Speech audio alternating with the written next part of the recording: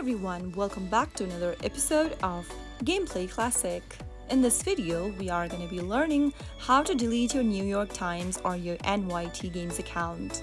So let's get started. First of all, open your NYT Games application and make sure to log into your account when prompted. Now after you get to the main homepage, click on your profile icon at the top right corner. This will pop open the settings interface from where you will need to click Privacy Settings. There you should notice a button where it says Delete My Account. If you have an active subscription, you'll first need to cancel it before you can delete your account. But if you are running on free subscription, then you can simply tap on Delete My Account.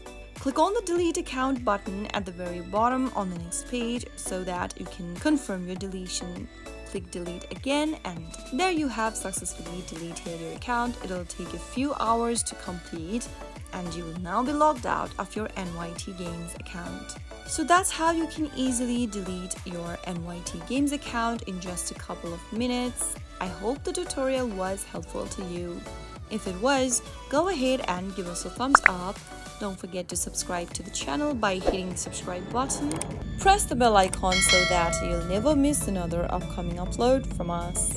I will be back again in the next video. Thank you for watching.